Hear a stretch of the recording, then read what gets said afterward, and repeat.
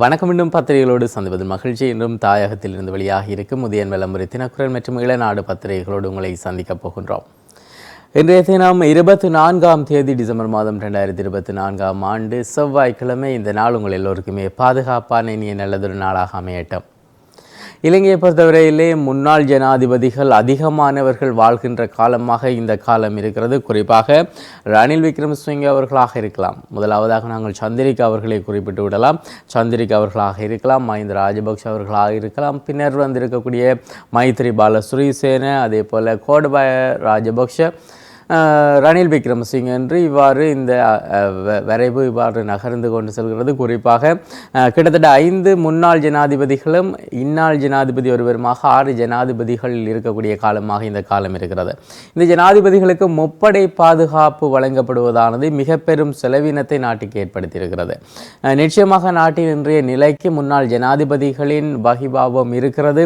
குறிப்பாக அவர்களுடைய நிர்வாக திறனில் இருக்கக்கூடிய குறைபாடுகளும் இந்த பொருளாதார நெருக்கடிக்கு மிக காரணம். அதிலும் நீதிமன்றம் தீர்ப்பிட்டிருக்கக்கூடிய பொருளாதார குற்றவாளி ஒருவரும் இந்த ஜனாதிபதிகள் பட்டியலிலே இருக்கிறார். அதே போல மக்களால் விரட்டப்பட்ட ஒரு ஜனாதிபதியும் இருக்கிறார். இந்த காலப்பகுதிகளிலே இவ்வாறான ஜனாதிபதிகளுக்கும் முப்படை பாதுகாப்பு வழங்கப்படுவது எதற்காக என்கின்ற கேள்விகள் எழுப்பப்பட்டன. அதனைத் தொடர்ந்து முப்படை பாதுகாப்புகள் நீக்கப்பட்டு போலீசாருடைய பாதுகாப்பு வழங்கப்பட்டிருக்கிறது. இதற்கு பெரும் அளவிலான எதிர்ப்புகளும் கிளம்பி இருக்கிறது. அது நாட்டின் பொருளாதார சீரழிவுக்கு காரணமானவர்களே அந்த எதிர்ப்புகளையும் வைத்து கொண்டிருக்கிறார்கள். இந்த நிலையில் இந்த பாதுகாப்பு நீக்கப்பட்டிருக்கிறது. இனிவரும் நாட்களில் எவ்வாறு இந்த அரசு தங்களுடைய நிதி மேலாண்மையை அல்லது நிதியினுடைய நிர்வாகத்தன்மையை எவ்வாறு கொண்டு செல்லப் போகிறார்கள் என்கின்ற விடயங்களும் பார்க்க வேண்டியதாக இருக்கிறது. அதே நேரத்தில் பயங்கரவாதத்துக்கு நிதியிடல் தொடர்பாகவும் ஜனாதிபதி பேசியிருக்கிறார். பயங்கரவாதத்துக்கு நிதியிடல் ஒரு குற்றமான விடயம். இது பண தூய்தாக்கல்களில் ஈடுபடுகின்றவர்கள் கையாளுகின்ற சில விடயங்களாகவும் இருக்கிறது. எனவே இது குறித்து பல விடயங்களை பார்க்க வேண்டியதாக இருக்கிறது. ஜனாதிபதி அது குறித்து மிக தெளிவான விளக்கத்தையும் வழங்கியிருக்கிறார். வடக்கே எடுத்து நோக்குவமாக இருந்தால் இந்த எலி காய்ச்சலானது அச்சுறுத்தலை ஏற்படுத்தியிருந்தது. இது வளர்ச்சி அடைகின்ற வீதத்தில் அதாவது எலி காய்ச்சலினுடைய தொற்றாளர்களின் எண்ணிக்கை வளர்ச்சி அடைகின்ற வீதத்தில் இருந்திருக்கிறது. எனவே அது குறித்து மக்கள் அச்சத்தில் இருந்தார்கள். இன்றைய பத்திரிகைகளில் சொல்லப்பட்டிருக்கிறது எலி காய்ச்சல் கட்டுப்பாட்டில் என்ன. அதுவே இன்றைய உதயன் பத்திரிகையின் தலைப்பு செய்தியாகவும் தரப்பட்டிருக்கிறது. யாழ்ப்பாணத்திலே அண்மை காலமாக தீவிரமாக பரவி வந்த எலி காய்ச்சல் கட்டுப்பாட்டுக்குள் வந்துள்ளதாக அறிவிக்கப்பட்டிருக்கிறது. இதே போல முன்னர் ஒருவரும் அறிவிக்கப்பட்டு அடுத்த நாளே அது தீவிரமாக பரவுவதாக அதே நபர் சொல்லி இருக்கக்கூடிய விடயங்களை நாங்கள் பார்த்திருக்கின்றோம். முன்பக்க செய்தியை பார்த்து விடலாம். ரணில் வழியில் அனுரவும் பயணம் என்கின்ற ஒரு தலைப்போடு செய்தியை பார்க்க முடிகிறது. அதாவது ரணில் அரசாங்கத்தின் வழியில் அழைத்து செல்லப்படும் அனுர குற்றம் சாட்டுகிறார் முஜீப் என்கின்ற ஒரு தலைப்போடு அந்த செய்தி இடம்பெற்றிருக்கிறது. அனுரகுமார திசாநாயக்கவை இலங்கை மத்திய வங்கியின் ஆளுநரும் திரைசேரியின் செயலாளரும் ரணில் அரசாங்கத்தின் பாதையில் அழைத்து செல்கின்றனர் என தெரிவித்திருக்கிறார் ஐக்கிய மக்கள் சக்தியின் நாடாளுமன்ற உறுப்பினர் முஜீப் ரஹ்மான் என்று அந்த செய்தியில் தரப்பட்டிருக்கிறது. முஜீப் ரஹ்மான் அவர்கள் பாராளுமன்ற தன்னுடைய உறுப்புரிமையை விலக்கி மாகாண சபை தேர்தலுக்கு தயாரான நிலையில் அந்த தேர்தல் இடம்பெறாமல் பாராளுமன்றத்திலும் இல்லாமல் வெளியில் இருந்தவர். பின்னர் புதிய அரசின் பின்னர் அவர் இப்பொழுது பாராளுமன்றத்துக்குள் நுழைந்திருக்கிறார். இப்போது இவ்வாறு கருத்துக்களையும் அவர் பதிவு செய்திருக்கிறார். தரமற்ற மருந்துகள் சந்தையில் இருந்து அகற்றல் என்கின்ற ஒரு விடயம் சொல்லப்பட்டிருக்கிறது. குறிப்பாக தரமற்ற 13 மருந்து வகைகள் பாவனையில் இருந்து அகற்றப்பட்டிருக்கிறது. இலங்கைக்கு இறக்குமதி செய்யப்பட்ட 13 வகை மருந்துகள் தரமின்மை காரணமாக பயன்பாட்டில் இருந்து விலக்கிக் கொள்ளப்பட்டிருப்பதாக மருத்துவர்கள் மற்றும் சிவில் உரிமை சங்கத்தின் தலைவர் மருத்துவர் சமல் சஞ்சீவ தெரிவித்திருக்கிறார். எனவே இது ஒரு மாஃபியா.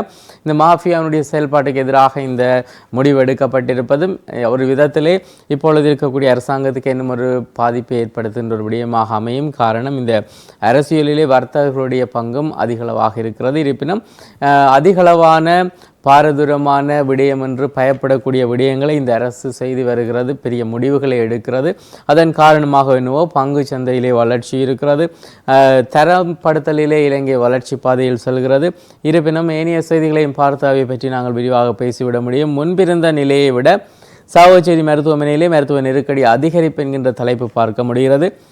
சாவச்சேரி மருத்துவமனையில் முன்பிருந்த நிலையை விடவும் மருத்துவ நெருக்கடி மேலும் அதிகரித்திருப்பதாக தெரிய வருகிறது. சாவச்சேரி மருத்துவமனை பொது மருத்துவ நிபுணர்கள் இல்லாமல் தற்காலிக மருத்துவர்களுடன் இயங்கி வருவதாகவும் அந்த செய்தியில் சொல்லப்பட்டிருக்கிறது. மதுக்கடைகளுக்கு எதிராக போராட்டம் என்கின்ற செய்தியும் முன்பக்கத்தில் பதிவாகி இருக்கிறது. கிளிநொச்சியிலே அதிகரித்து வருகின்ற மதுபான கடைகளுக்கு எதிராக இன்று காலை 9 மணி அளவிலே போராட்டம் இடம்பெற உள்ளதாக சொல்லப்பட்டு அந்த செய்தி நகர்கிறது. மஹிந்த ராஜபக்ஷவுக்கு IS அச்சுறுத்தலாம், பாதுகாப்பு குறைக்கப்பட்டதால் பெரமுன சரமாரி குற்றச்சாட்டு என்கின்ற விடயம் சொல்லப்பட்டிருக்கிறது. குறிப்பாக மஹிந்த ராஜபக்ஷ அவர்களும் தன்னுடைய பதவியில் இருந்து விலகி இருந்தார். அவர் பிரதமராக இருந்தபோது, ஜனாதிபதியாக அவருடைய சகோதரன் இருந்தபோதே பொதுமக்களுடைய எதிர்ப்பு போராட்டம் முன்னெடுக்கப்பட்டது. அதனைத் தொடர்ந்து அவர்கள் தங்களுடைய பதவிகளை துறந்து விலகி இருந்த விடயங்களை நாங்கள் ஞாபகப்படுத்தலாம். எனவே அவர்களுக்கு பாதுகாப்பு குறைக்கப்பட்டதை பெரமுன பேசுகின்ற போது பெரமுன பற்றி மக்கள் மேலும் தொடர்ச்சியாக அவர்களுடைய நிலைப்பாட்டில் மாறாமல் இருக்க வாய்ப்பு இருக்கிறது. இதே நேரத்திலே யுவதி சாவு என்கின்ற ஒரு தலைப்போடு தவறான முடிவெடுத்து யுவதி ஒருவர் உயிரிழந்திருக்கிற செய்தி துயரத்தை கொடுக்கக்கூடிய செய்தியாக பதிவாகி இருக்கிறது.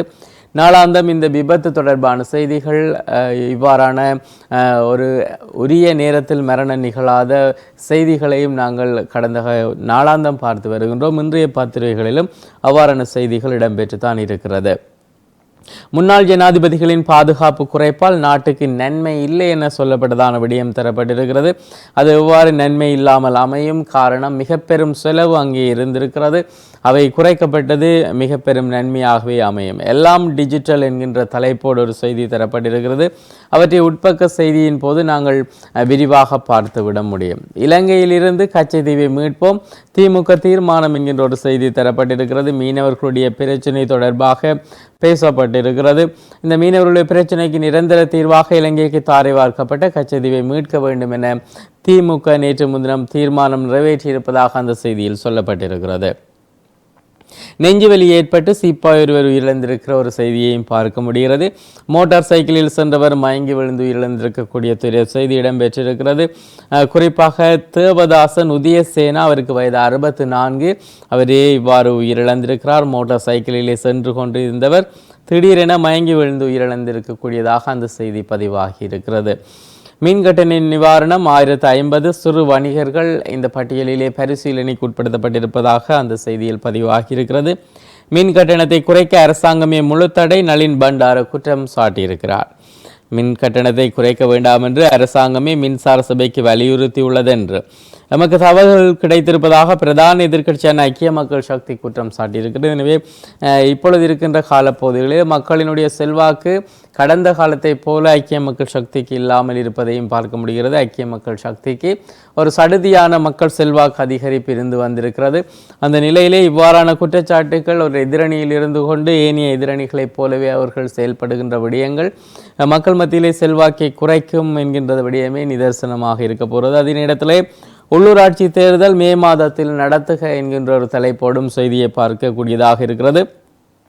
கல்வி பொதுத்தராதர பரீட்சையை கருத்தில் கொண்டு, சாதாரண தர பரீட்சையை கருத்தில் கொண்டு உள்ளூராட்சி தேர்தல் தேதியை நிர்ணயிக்க வேண்டும். இதன்படி மே மாதத்தில் தான் தேர்தல் நடத்தப்பட வேண்டும் என கோரிக்கை விடுக்கப்பட்டிருக்கிறது. இருப்பினும் அது குறித்து அரசு திட்டமிடும். முன்பக்க செய்திகளை கடந்து உட்பக்க செய்திகளை நாங்கள் பார்க்கலாம். அடுத்த ஆண்டு டிஜிட்டல் மயம் என தலைப்பிடப்பட்டிருக்கிறது. அடுத்த ஆண்டு நாட்டின் பொதுத்துறையை டிஜிட்டல் மயமாக்கும் திட்டம் ஆரம்பிக்கப்படும் என்று இளைஞர் விவகார பிரதி அமைச்சர் தெரிவித்திருக்கிறார். அடுத்த ஆண்டு நாட்டை டிஜிட்டல் மயமாக்குவதற்கு தயாராகி வருகிறோம்.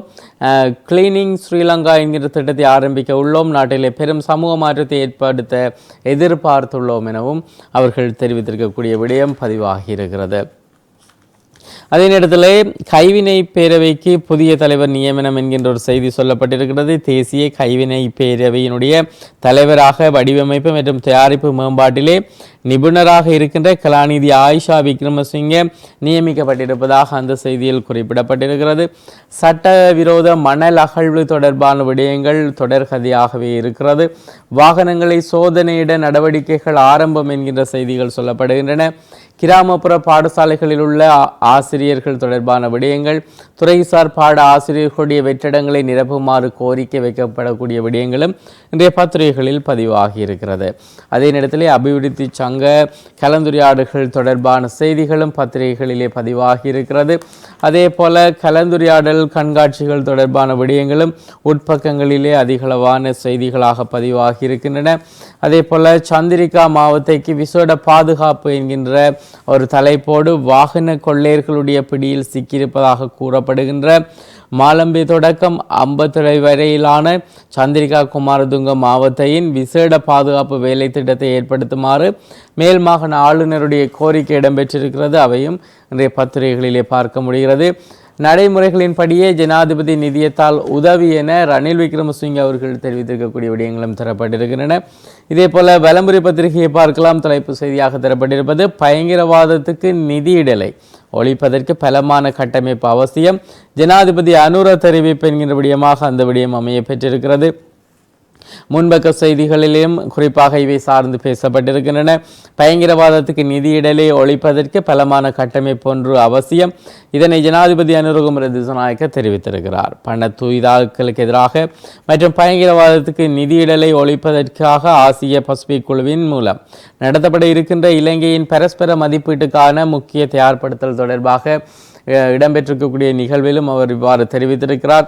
தொண்டர் ஊழியர்களுடன் சுகாதார அமைச்சரை சந்தித்த அர்ஜுனா தொடர்பான ஒரு புகைப்படத்தோடு கூடிய செய்தியை வலம்புரி பத்திரிகையில் பார்க்க முடிகிறது.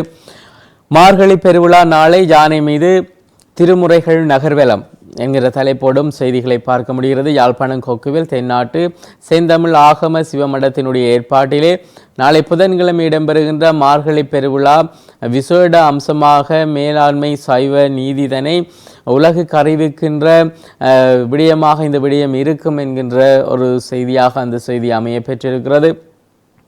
வடக்கு மக்களுக்கு சேவை செய்வது சவாலானது, வடக்கு ஆளுநர் தெரிவித்திருக்கக்கூடிய விடயம் தரப்பட்டிருக்கிறது.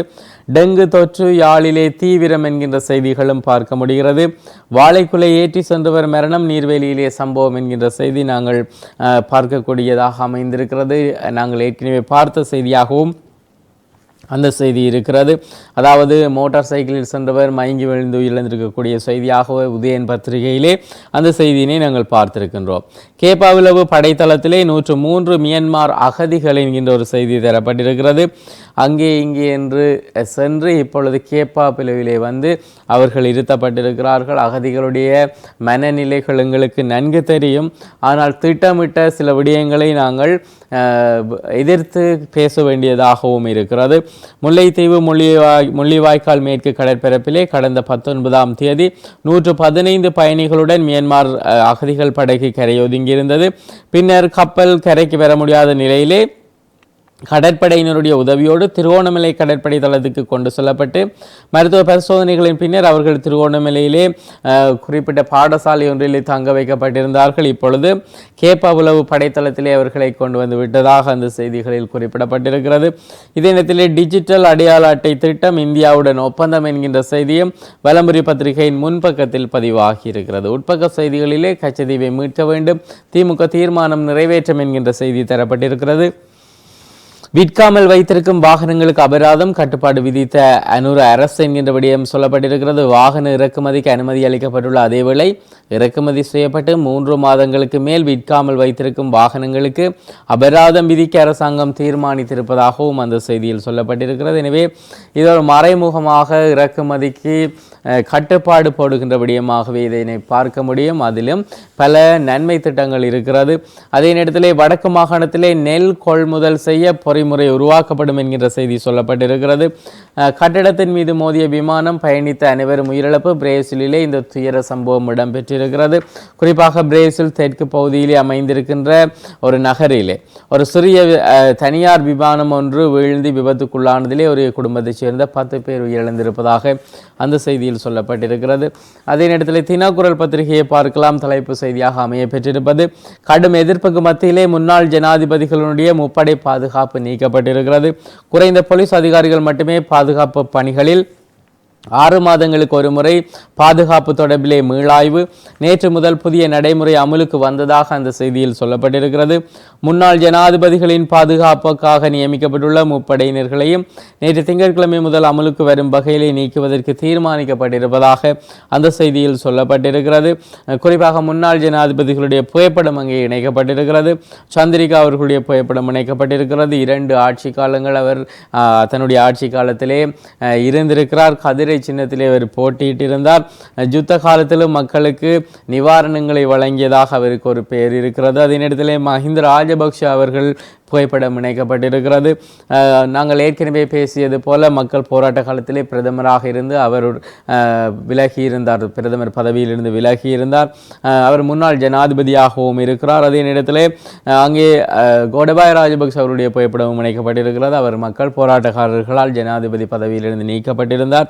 மைத்திரிபால சிறிசேனவுடைய புகைப்படம் இணைக்கப்பட்டிருக்கிறது. அவர் மஹிந்த ராஜபக்ஷவோடு நெருங்கிய ஒரு தொடர்பிலே நட்பினை பேணி வந்திருந்தாலும் அவர் அப்பமுண்டு தன்னைக்கு எதிராக செயற்பட்டவர் என முன்னாள் ஜனாதிபதி மஹிந்த ராஜபக்ஷ அவர்களால் தெரிவிக்கப்பட்டாலும் பின்னர் அவர் நல்லாட்சி காலத்திலே மீண்டும் பெரமுனவுக்கு சக்தி கொடுத்தவராக மைத்திரிபால சிறிசேன இருக்கிறார். அதே நேரத்திலே சுதந்திர கட்சியை உடைத்தவராக இருக்கிறார். இதிலும் சுதந்திர கட்சியினுடைய 2 ஜனாதிபதிகள் இருக்கிறார்கள், சந்திரிகா மற்றும் மைத்திரி அவர்கள். அந்த கட்சி இப்பொழுது பலனற்ற கட்சியாக அல்லது பலம் இழந்த கட்சியாக இருக்கிறது.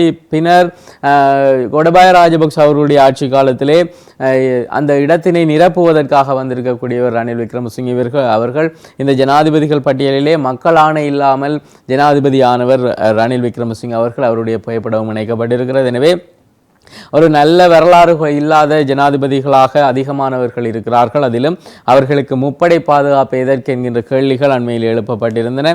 அதனைத் தொடர்ந்து பல எதிர்ப்புகளுக்கு மத்தியில் இந்த விடயம் நீக்கப்பட்டிருக்கிறது.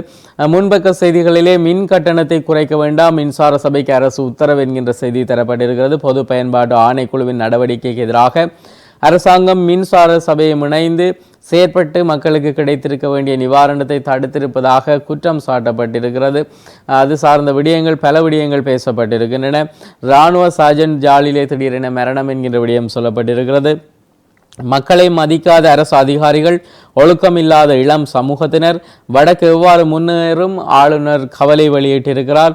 இந்த விடயங்கள் உண்மையான விடயங்களாக இருக்கிறது. சில இடங்களிலே மக்களை மதிக்காத அரசு அதிகாரிகள் இருக்கிறார்கள், லஞ்சம் பெற்று கட்டிடங்களுக்கு அனுமதி கொடுக்கின்ற அதிகாரிகள் இருக்கிறார்கள். எனவே அவர்கள் குறித்து இவ்வாறு பேசப்பட்டிருக்கிறது. அதே நேரத்திலே இளம் சமூகத்தினர் சமூக வலைத்தளங்களிலே இப்பொழுது அதிகளவாக அடிமையாகி இருக்கின்ற விடயங்களும் குறிப்பாக யாழ்ப்பாணத்திலே இருக்கிறது. டிக்டாக் வலைத்தளத்திலே அவர்களுடைய முழு நேர செயல்பாடுகள் இருப்பதை பார்க்க முடிகிறது.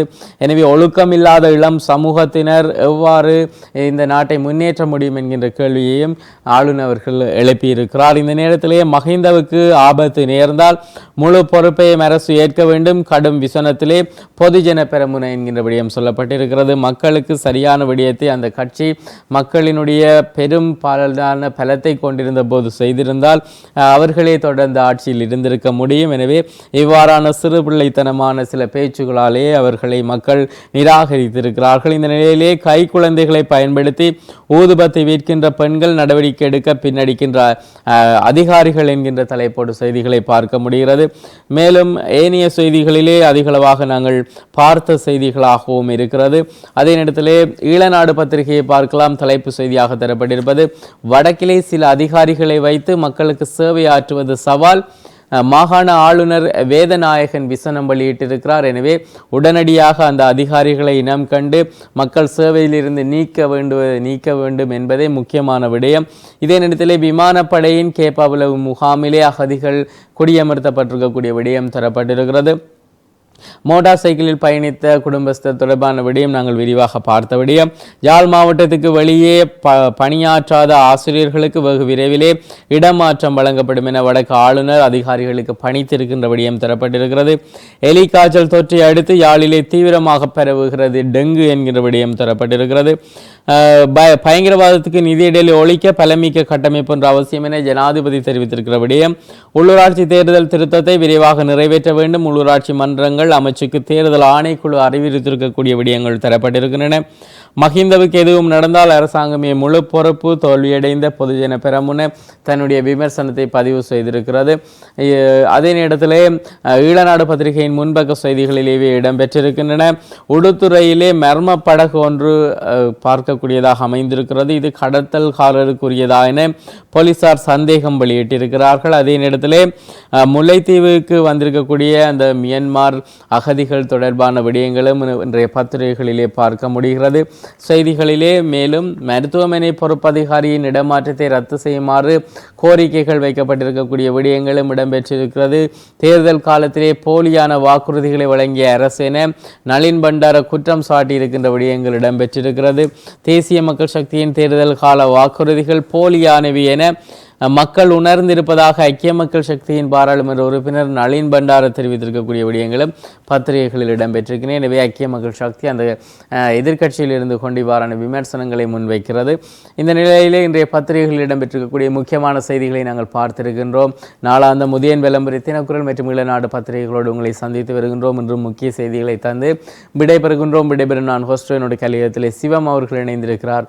மீண்டும் பத்திரிகைகளோடு உங்களை சந்திக்கிறோம். நன்றி.